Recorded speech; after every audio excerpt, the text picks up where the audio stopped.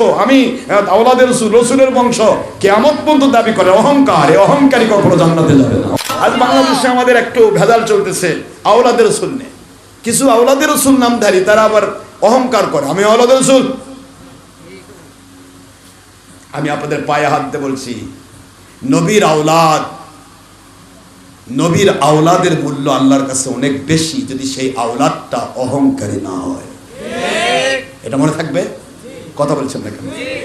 যখনই আপনি আওলাদে রাসূল, আল্লাহ কয় তুমি আওলাদে রাসূল কাক বুঝাচ্ছ?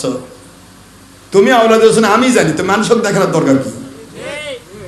তোমার মর্যাদাতে আমি দিব, মানুষ তোমার কি মর্যাদা দিবে? আপনারা কি আমার কথা বুঝতে পারছেন?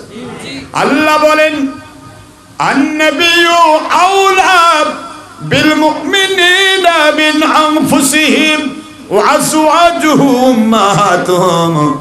দুনিয়ার মুমিনেরা রে শুনে নাও, দুনিয়ার আওলাদে রাসূল নামধারীরা যেন অহংকার করতে না পারে, নিজেকে ব্যক্তিত্ব ফুটিয়ে মানুষের কাছে বাহবা নেওয়ার চিন্তা না করতে পারে। এই জন্য আমি কোরআনের সূরাতুল আহজাবের 6 নম্বর আয়াত, 33 নম্বর সূরা, 21 নম্বর পারা মদিনা অবতীর্ণ আইন দিয়ে দুনিয়ার সত্যিকারের মুমিন বান্দা যারা সবাইকে নবীজির আওলাদ ঘোষণা দিলাম। জোরে বলতে হবে সুবহানাল্লাহ। আপনি যদি মুমিনে কামেল হন, আপনি রিকশাওয়ালা হন আর ভ্যানওয়ালা হন, আপনার জন্ম যেখানে হোক, আমার আল্লাহ বলেছেন ওয়া আজওয়াজুহু উম্মাহাতুহুম। নবীজির যদি তুমি উম্মত হতে পারো, তাহলে তুমি নবীজির আওলাদ। সুবহানাল্লাহ। আওয়াজ দিতে হবে জোরে। সুবহানাল্লাহ। কোরআন দিয়ে সাবেত, যারা আমার নবীজির সত্যিকারের উম্মত, অহংকার থাকবে না সত্যিকার উম্মতের। মন দেন, কথা বলছেন না কেন? সত্যিকার উম্মতের অহংকার থাকবে না। সত্যিকার উম্মত নামাজ হজ যাকাত ইচ্ছা করে ছাড়বে না, ভুল হলে তওবা করবে। সত্যিকার উম্মত কখনো বেয়াদবি করবে না, হিংসা করবে না, আল্লাহ এবং রাসূলের মহব্বত নিয়ে চলবে।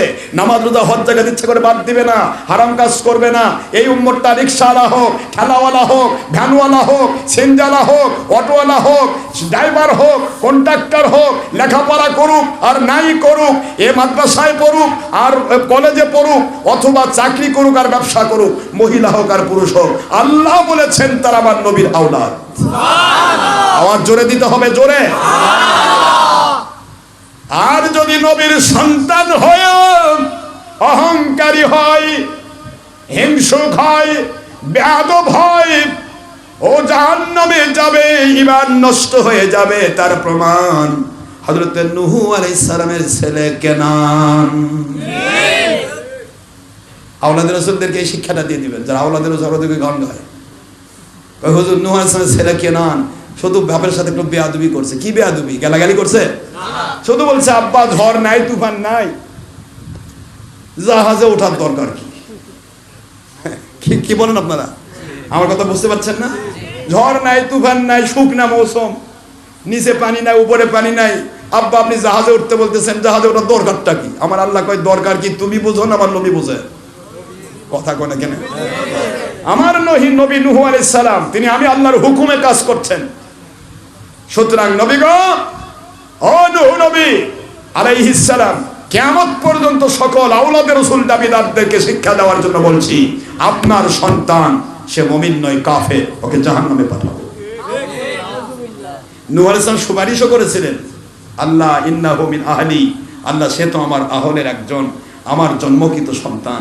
আমার আল্লাহ ধমক দিয়ে বলেন লাইসা মিন আহলিক, নো, সে আপনার বংশের হতে পারে না, সে আপনার আওলাদ হতে পারে না, কারণ সে আপনার সাথে বেয়াদবি করেছে। আমি আল্লাহর সাথে দুশমনী, আপনার সাথে বেয়াদবি মানে আমি আল্লাহর দুশমনী।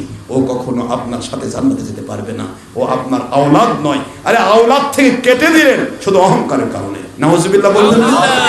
আজ বাংলার জমিনে কিছু পীর বলে আওলাদের রাসূল, আওলাদের রাসূল নিজে খালি জাহির করে। যিনি আওলাদের রাসূল হবে তিনি নবীর দুশমন হবে না।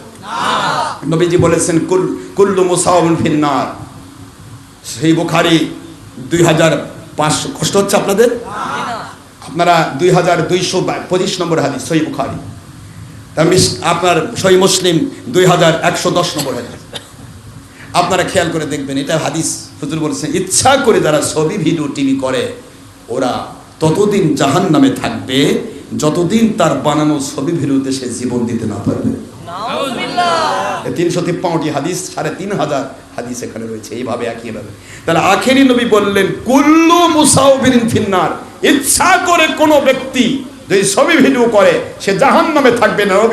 নবী পাক সাল্লাল্লাহু আলাইহি ওয়াসাল্লাম ওহীতে বলেছেন, বুখারী শরীফের হাদিস, সেখানে আওলাদের রাসূল দাবিদার যে সে ছবি ভিডিও করে কেমনে? নবী পাক সাল্লাল্লাহু আলাইহি ওয়াসাল্লামের বিরুদ্ধে গিয়ে কখনো বলি আউলিয়া হওয়া যাবে না। কিয়ামত কোনো চ্যালেঞ্জ দিল আমার, ইটস মাই ওপেন চ্যালেঞ্জ, গল্প নয়। আল্লাহ এবং নবীকে যে মানে সে রিকশাওয়ালা হলেও সে জান্নাতি, আর আল্লাহ এবং নবীকে যে মানে না শুধু গাল গল্প, আমি অমুকের বংশের অমুকের বংশের অমুক বংশ, আমি সিদ্দিক বংশ, আমি সাইয়েদ বংশ, আমি অমুক বংশ, আমি আওলাদের রাসূল রাসূলের বংশ, কিয়ামত পর্যন্ত দাবি করে, অহংকার। এই অহংকারী কখনো জান্নাতে যাবে না। অহংকার। তুমি কোন বংশের তোমার ব্যবহার পরিচয় দেবে। কথা বলছেন না কেন?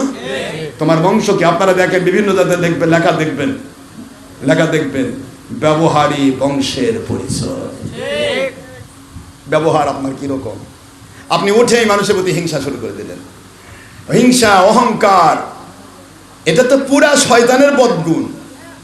সে নবীদের আওলাদি দাবি করলে কি হবে আর নাই করলে কি হবে? শয়তানের বদগুণ নিয়ে যে মরবে তার কোনো জিন্দেগির কি দাম আছে? আমরা কিন্তু অহংকার শুরু করে দিয়েছি, যেখানে সেখানে একটা ক্লাসিফিকেশন হচ্ছে, মানে পীর মানে আওলাদের রাসূল।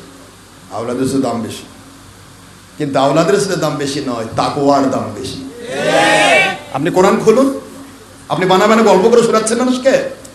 আপনি মহিলাদের ধোকা দিবেন, পুরুষদের ধোকা দিবেন, মহিলার হাত টিপে দিবেন, কথা কথা মহিলা পা টিপে দিচ্ছে, হাত টিপে দিচ্ছে, পরনারী যাবে তো?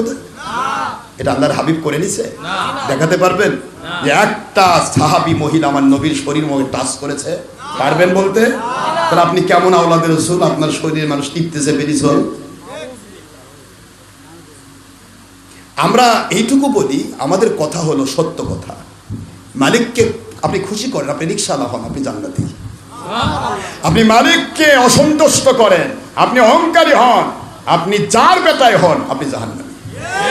এই ফয়সালা কি আমি দিয়েছি না আল্লাহ দিয়েছে? আল্লাহর দেওয়া ফয়সালার মধ্যে আমি হাত ঢুকাতে পারবো? পারবো বাবা, পারবো। ওয়াজটি ভালো লেগে থাকলে পরবর্তী নতুন নতুন ওয়াজ পেতে আমাদের চ্যানেলটি সাবস্ক্রাইব করে রাখুন। ধন্যবাদ।